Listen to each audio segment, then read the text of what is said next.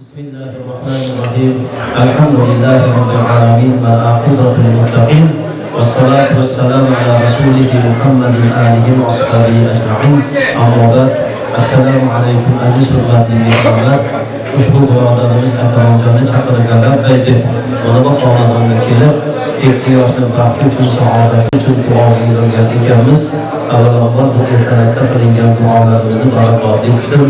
Hammalarimizni Alloh tabolay va taolo ertalab turg'izib uyqu ne'matini kechasi berib ertalabda yana ko'zimizni ochib aqlimizni parishon qilmasdan ko'zimizni ko'radigan, qo'limizni ushlaydigan, oyog'imizni yuradigan, qalbimizni o'zini his qiladigan qilib qo'ygan Allohga hamd sanolar bo'lsin. Endi gaplarimizni sar-sekinroq gaplashib turamiz. Endi amr ma'ruf bo'layotganda gapirsanglar gunohkor bo'lib qolasizlar. Biz ham gunohkor bo'lib qolamiz, sizlar ham gunohkor bo'lib qolasizlar. Bo'lmasa sizlar gaplashib olinglar, biz nima qilaylik, sabr qilaylik. Shuning uchun gaplashayotganda, xizmat qilayotganda ishorat bilan qilinadi. Ozgina bir ishorat bilan qilsanglar, o'zingizlarda ham mehr oyat kalimalariga, hadisga bo'lgan muhabbatlar oshadi. Agar uni qilmasanglarki, undan mehr bo'lmaydi.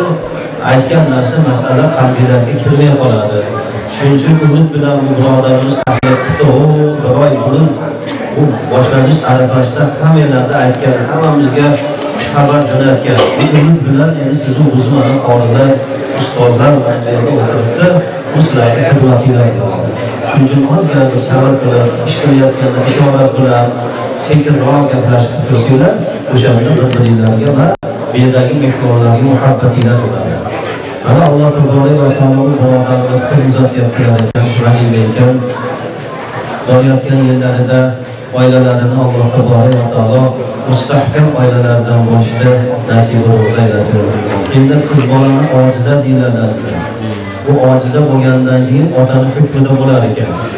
Muxtasar Muqoya kitobimizda shunday bayon beriladi-ki, qiz bola voyaga yetguncha otani hukmida bo'ladi. Ota uni nazorat qiladi. Shariat shunga beriladi va o'zining kufrini topib berguncha otani nazoratida bo'ladi. Shuning uchun qiz bolalar otani yaxshi ko'radi. Otani suyadi. Ko'chadan kelsa, yugurib borib dadajon deb bo'yningizga osiladi. Juda yaxshi ko'radigan zot qizlar uchun nima bo'ladi? Ota zoti bo'ladi. Mana payg'ambarimiz alayhissalatu vassalom ham bitta qizlari qolgan Fatima onamiz. Payg'ambar alayhissalatu vassalom ham yaxshi ko'rardi, Fatima onamiz ham yaxshi ko'rardi. Dadajon deganda ming million marta dadajon deyoradilar Fatima onamiz. Shunaqa mehri kuchli bo'lgan zotlar qiz bola. Biz johiliyatlik davridan qolgan bizda bitta illat bor azizlar. Bu ham bo'lsa bitta qiz tuqqandan keyingisi qiz bo'lsa, uchinchisida nima qilamiz? Alloh tabolay va taoloning bergan ne'matiga unamaymiz. Bu qiz bola jannatga olib keladigan, do'zaxdan parda bo'ladigan, Allohning bergan buyuk ona zotlardan ekanligini unutib qo'yamiz. Yana nima deymiz? Qiz ko'r deymiz. Agar yana qiz tug'adigan bo'lsang, uyimga kelmagingiz. Ana johillik. Bu qalbimizda bo'lgan johillikni bir turi bu. Onani qonidagi bolani qizda o'g'ilga, o'g'ilda qizga o'rnatib qo'yishni qo'lingizdan keladimi? Bir o'ylangki, tafakkur qiling o'zingiz. Bir o'ylaningchi, bir ojiz, nihoyatda qo'limizdan hech narsa kelmaydigan bir ojiz bandamiz. Onani nutfadan paydo bo'lib, uni o'g'ildir, qizdir yasab bergan Alloh-yu. Shamoyilini chiroyli qilib, ko'zini ko'zingizga, qulog'ini qulog'ingizga, yuzingizga, sochini sochiga hamma yo'lda ushatib qo'ygan zot Alloh-u. Vaholanki shu narsaga bir xil vaqtida eshitib qolamiz, falonchini kelini yana qiz tutgan ekan, kino bolasi raddomga borib, turxonaga borib, u debdi. Bu johillik. Azizlar, Payg'ambarimiz alayhissalatu vassalom huzurlariga borib so'ragan ekan, ya Rasululloh, qiz bolani boqishlikning mashaqqatini aytingiz. Hammamiz bilamiz mashaqqatini. Haqiqatda qiz bolani katta qilish mashaqqat. Ayniqsa mashaqqatligi ota-ona biladi mashaqqatligini. Ko'chaga chiqib bir yerga bir borib yumush bilan keladigan bo'lsa, ota-ona nima o'tiradi? Bilasizmi? Yinan tepasida o'tiradi. Esalomga kelib olammikin, esalomga uyga kelib olammikin degan hayotda buni sezmaydi. farzand sezmaydi. O'g'il bo'lsa ham, qiz bola bo'lsa ham sezmaydi. Ko'chadan bir mahalligina keldingmi, bolam? Desa, "Omon kelmading u" desa, "Ha, kelaman" deb nimcha menga o'shani devorasizlar deydi. O'sha boshiga tushganda u ham biladi. Uni ham boshiga bir farzandni Alloh berganda, atta, ota-onam men ko'chaga chiqib uzoq qolib qolsam, menga shu gapni gapirardi ya. Mana shu narsa mening boshimga tushgan degan narsa bo'ladi, boshingizga keladi. Payg'ambarimiz alayhisolatu vasallamdan sahobalar so'ragan ekanlar qiz bola to'g'risida. Qiz bolani singildir, boqdi, voyaga yetkazdi, o'zini kutini topdi, shunga mukofoti nima deganlar jannat degan. Nechta qiz boqqanidir, qizlarni so'raganda, sonini so'raganda 7 tami, 6 tami, 5 tami hammasiga jannatning eshiklari bor ekan. Qiz boqqanga, singil boqqanda, ota-ona o'lib ketdi, singilni ham qiz qilib chiqarganda, shuni ham jannatga kamirib qo'ygan. Ota-onadan keyin singillar qolganda, ota degizmasdan, ona degizmasdan, akadur, ukadur, shularni chiroyli qilib chiqarib, o'rniga, kiftiga tom bergan inson ham jannatga kiradi, jannatga do'xtir bo'ladi. Ikkita qiz boqqancha ya Rasululloh deganda jannatga kiradi dedilar. Yana so'radilar, ya Rasululloh bitta qiz boqsa-chi dedilar. U ham jannatda dedilar. Ko'ryapsizmi? Kim aytyapti? Men aytmayapman, o'zlar. Payg'ambar sollallohu alayhi vasallam aytyapti. Bitta qiz boqqan inson ham jannatga deyapti. Jannatga kiradi. Mahshorgohda qiyomat kuni bo'lganda ayollarimizni amal daftarlari bitilib, jannatga, do'zaxga, do'zaxga burilib, amallarni bajarib, do'zaxning eshigiga olib kelib, qizlarimizni udhulu xo'p jannatga deydigan, kiringlar jannatga sizlarga, bo'ldi, hamma orqada qoldi dedilar.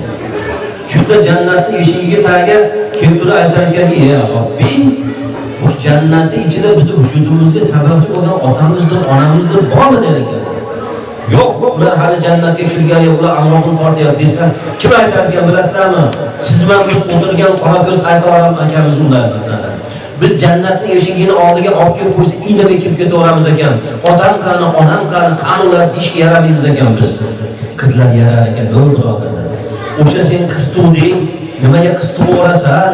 Qiz bola anaqa deb qiz bolani sha'niga har xil gaplarni gapirayotgan insonlar siz bilan biz kirib ketaverar ekanmiz. Ey hayriyat, qutuldik, hamma azob qoldi. Alloh bizga jannatni berdi, kiraveramiz jannatga deymiz.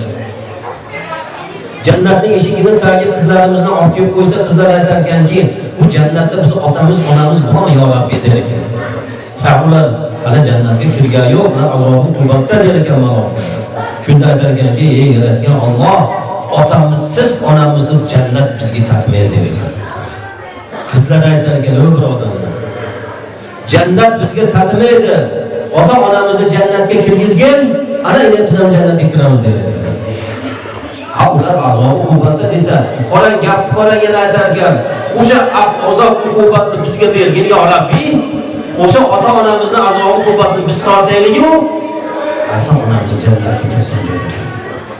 Biz masjidda tiriklik dunyoyimizda o'shalarni bir xil vaqtida so'kib, bir xil vaqtda zajri siyosat qilib, 3 dekanda, 4 dekanda, ularni chiqarguncha sachimni olib tusharga mana bo'lib ketam deganlaringiz siz jannatga olib keladi. Siz jannatning eshigini tagiga olib ketar ekan. Alloh tabolay va taolo aytar ekanki, shularni shunday mehr, muhabbat qo'yganligi jihatidan olib keling, ota-onasini bilan jannatga kirgizing der ekan. Kim? O'sha qizlarimiz. Shuning uchun qiz bola dunyoga kelsa-chi, bayram qiling. Qiz bola ko'rsangizki, yaratgan Allohga shukr qiling. Alhamdulillah, Allohim menga do'zaxdan parda bo'ladigan, jannatga olib keladigan bir ne'matni berdi deb duo qiling. Ana o'sha duoingiz shukrona ne'matlar. Ana sizni jannatga olib kelishingizga sababchi bo'ladi.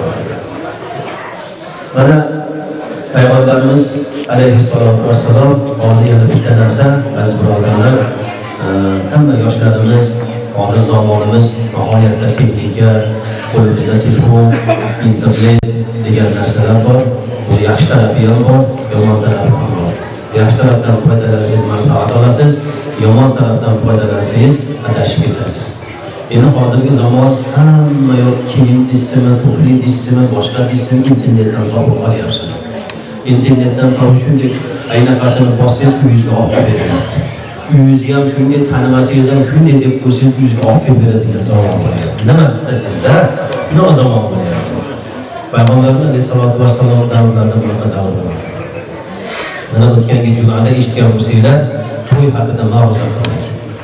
To'y haqida. Payg'ambarimiz alayhisolatu vassalomning o'zini uylanganligi haqida va Abdurrahmon ibn Avf radhiyallohu ta'ala anhuning uylanish to'g'risidagi hikoyalarni imomlar ilhom qilganicha nima qilib aytib berdi. Mana bu yerda bitta narsa borki, to'y, valima, boshqa narsalar hammasi o'tgandan eslab xotirlagan insonlar yo'q emas dedi. Hammasi hujjatli bor. Borgan. Ihson qilishliklar borgan. Bitta yeri bor dedi. Ihsonlar hammasi oxirgi isrofgarchiliksiz. Isrof qilmaysiz, o'shanga savob bor. Qarz olmasdan qilsangiz, shunga savob bor. Endi uni dabdaba xo'ja ko'rsin, birovdan qarz olib ertaga pul uzib olaman deysiz, o'sha ihsoningiz ihson bo'ladi. Payg'ambarimiz alayhisolatu vassalom kunlarning bir kunida Fatima onamizni ko'rgan ekan. Singillarni aytib aziz birodarlar, bitta nihoyatda bir ojiz tarafimiz bor. Ojiz tarafimiz shuki, ishlaymiz, bola chaqa deymiz, kasblar deymiz, shularni xabar olamiz. Sizlarga rahim ham qilolmay qolamiz ekan bu xil holatda. Payg'ambarimiz alayhisolatu vassalom Fatima onamizni doim ko'rardi.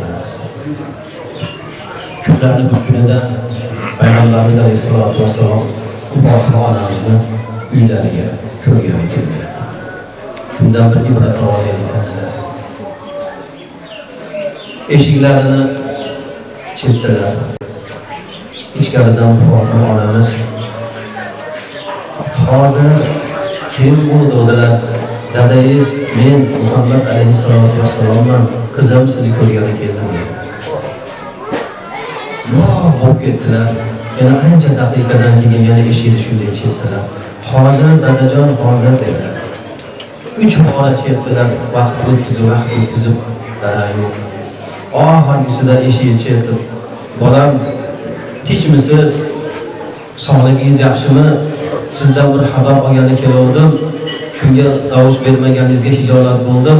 Nima qilay, ketaveraymi dedi. Yo'q, dadajon, hozir chiqaman dedilar. Ancha vaqt o'tdi.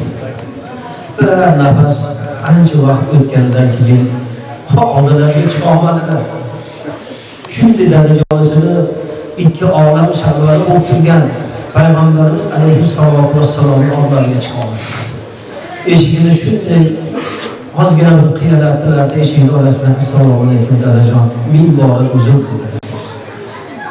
Kiyimimni dedi, yuvib qo'yavering. Sizni oldingizga kiyim chiqqanimda kiyim topa olmadim. Shuning uchun oldingizga darrov chaqirib sizga chiqa olmadim dedilar.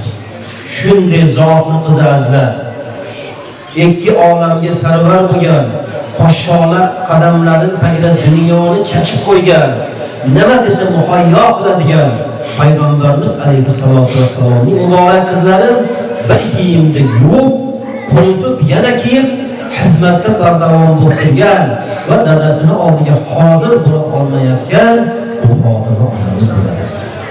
Bizchi dunyoni poyandozlar qilib sochib qo'ysak, dunyolarni kamida 5 yilga, 10 yilga yetadigan qilib sarfolarni qilib bersak, o'sha sarfoga ham yana bu O'zbekistonniki, Italiyanniki emas, avval Fransiyaniki emas, boshqa davlatniki emas deb oilalar o'zgartiramiz. O'ylab qarang, bitta kiyimni kiyim qilib chiqa olmagan, sizni bizga sarvar bo'lgan, sizni bizga yo'lboshi bo'lgan, o kishining sharafidan bizlarni Alloh qiyomat kuni duolari ijobat bo'ladigan payg'ambarning ummati shunday isrofgarchilikka yo'l qo'ymasligi kerak. Kifoya qiladigan narsa, qarz bo'lmay kifoya qiladigan narsaga yoshlarimiz ham xo'p deb qabul qilish kerak. Mana shunda sunnatga muvofiq bo'ladi. Payg'ambarimiz alayhissalatu vassalomning muborak hadislariga binoan bo'ladi. Shuning uchun buni yoshlarimizga uqtirib olish kerak. Oilaning sharoitini chiroyli uqtirib olganimizdagina ana muaddab muhabbat ziyoda bo'ladi. Avval sizu bizni mana ulug'lab o'tiribdi, davrimizda bularni kifoya qiladigan narsani beradi. Eng asosiy nima derdim? Oilang bilan tinch bo'lsa bo'ldi, baxtli bo'lsang bo'ldi, dunyo topilaveradi, keyin ham topilaversan dedilar. Shuni miyasiga o'tirib olgan. Mana shu o'tirganlarni aksarizdan bunday o'ylab ko'ring, uylanganingizda yo boshqa kunlaringizda ota-ona bolam peshonangga aytsa, dunyo topilaveradigan narsa. Ammo baxt omadingni Alloh taolo ato qilib bersin deb haqqingizga duo qilardi. Mana shu duo barakatli bo'ladi. Endi bitta narsa silay rahim hammalarimizni hozir kunda ko'tarilgan payti bo'lar ekanlar. Jabroil alayhissalatu vassalom Arafot tog'ida Payg'ambarimiz alayhissalatu vassalomga Qur'onda oxiri nozil qilingan farqi o'tirdi. O'sha Qur'onda oxiri nozil qilganda Qur'onning tavomiga yetkazdik, islomni din qilib berdik, Qur'onni muhofazasini Alloh o'zini himoyasiga olganligini Jabroil alayhissalatu vassalom olganlarida aytgan ekanlarki, ya do'stim Jabroil, endi vahiy ketdi. Vahiydan keyin mendan keyin ham tiriklik olamga tushib vahiy o'tishasizmi deganlarda yo'q deganlar. Men qaytib vahiyda o'tishmayman deganlar. Lekin o'sha tiriklik dunyoga tushaman-u 10 ta narsa xor bo'lsa, o'sha 10 ta narsani yer yuzidan olib chiqib ketaman deganlar. Shunda aytgan ekanlar, birinchisi insonlarning orasidan mehr, muruvvat ko'tarilsa, o'sha mehr, muruvvatni aqlini ko'tarib ketaman deganlar.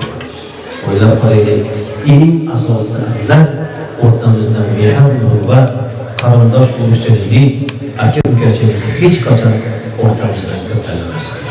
İzzat hurmat birimizga mujassam bo'lsin.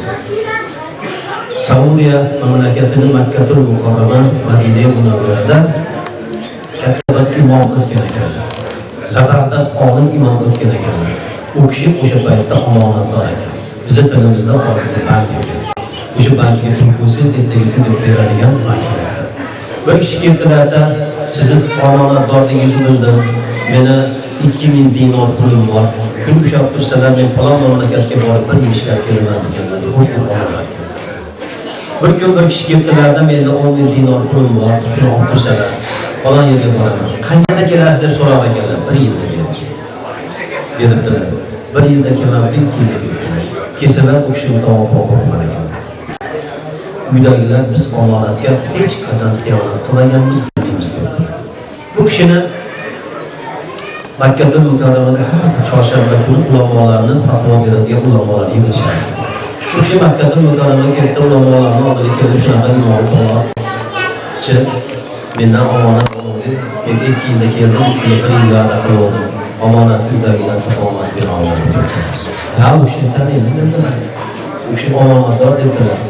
Siz debdi endi debdi Zamzamda debdi oldiga borasiz debdi, kechasi tahajjud o'qiysiz. Zamzam debdi kelishi jannatdan keladigan suv debdi. Bilib qo'ylar, ichadigan suvingiz jannatdan keladigan suv. Umraga borib ishlayapsizlar-ku, maza qilib to'yyapsizlar-ku, boshi jannatdan keladigan suv. Bu jannatdan keladigan suv debdi. Tahajjud namozini o'qib jannatda xudoning tepasiga boraylik, palvoni, meni omonatimni qayerga qo'ydingiz desangiz, jannatdan o'shunda o'sh keladi. Bu kishi jannatiy debdi. Xo'p debdilar, tahajjud o'qibdilar, sabatlarda xudoning tepasiga kelibdilar-da, palonchi meni omonatim bor edi, omonatimni uydagilar bilmayapti, omonatimni aytib bering deganlarida tovush keldi. 3 kun kutib tovush kelmabdi. Yana yig'ilishga borib shunaqa degandan, bunaqa bo'lishi mumkin. Masalan, kishi jannatiy inson edi. Insonda ham xato bo'lar ekanda. Endi Yamanga borasiz debdi. Yamanda bir quduq bor debdi. U quduq kelishi to'zoqdan keladi debdi. La'nat, Allohning la'nati tushgan quduq debdi. Endi ham shunday tahajjud o'qish borasiz debdi. Boribdilar, tahajjud namozlarini o'qib, quduq boshiga borib, palonchi shunaqa omonatim bor desalar, to'zoqdan tovush keldilar. Hayron bo'ldilar. Ey birodar aziz, sizga ko'pchilik jannat bashoratini bergan edi-yu, omonatdor dedilar-ku. Nimaga siz endi mana shu yerdan tovush qilyapsiz deganlar aytganlar. Ey birodar, men tiriklik dunyoda omonatdor bo'lib yurgan ekanman. Sizlar hamda ham qilgan ekanman-u, otamdan qolgan bir qarindoshim bor ekan, uzoq ekan, uni hayoli xotinimga ham keltirmagan ekanman. Yaratgan Allohning hisobida shu narsa bor ekan. Shunga hisob bera olmasdan do'zaxga kirdim degan. Kimdadir otasidadir, onasidadir shunday bir mehrga muhtoj qarindosh urug'laringiz bo'lsa, tiriklik paytingizda tanangizda joningiz borda bir xabar olishingiz bir dunyo pulni sarf qilish emas. Assalomu alaykum deb xabar olib qo'ysangiz, o'sha aytgan narsaga sizga ibrat bo'ladi, muhosabangiz yaqin qiladi. Payg'ambarimiz hadisiga binoan kimiki silai rahmda mahkam uchasa, umri boqiy bo'ladi, rizqi ulug' bo'ladi, Alloh barakotli umr beradi. Kimiki barakotli umr ko'raman, umrimni uzoq qilaman desa, silai rahmda Alloh taologa hammangizni sog'lik salomatlik bersin. Alloh taologa barchalaringizni ushbu kun ertalabda qalb qulog'ingizla eshitib, qalb qulog'ingizda his qilgan barchalaringizni Alloh ushbu kun sog'lik salomatlikdan bahramand aylasin. Sohibi ihson birodarimizni ham qilayotgan ihsonlarini qabul ayla. Ushbu ihsonga sababchi bo'lgan yoshlarga baxt, saodat, omad yo'lsin va Alloh taolo xudo adolat hayot bersin. Ozgina bir vazifa salovat sharif aytib qo'yiladigan ozgina taklif bor ekan. Foruqlar hali sabit qilsalar, birgalikda salovatlarga inshaalloh sherik bo'lamiz. أعوذ بالله من الشيطان الرجيم. بسم الله الرحمن الرحيم. قل هو الله أحد الله الصمد لم يلد ولم يولد ولم يكن له كفوا أحد. بسم الله الرحمن الرحيم. قل هو الله أحد الله الصمد لم يلد ولم يولد ولم يكن له كفوا أحد. بسم الله الرحمن الرحيم. قل هو الله أحد الله الصمد لم يلد ولم يولد ولم يكن له كفوا أحد. لا إله إلا الله والله أكبر الله أكبر ولله الحمد.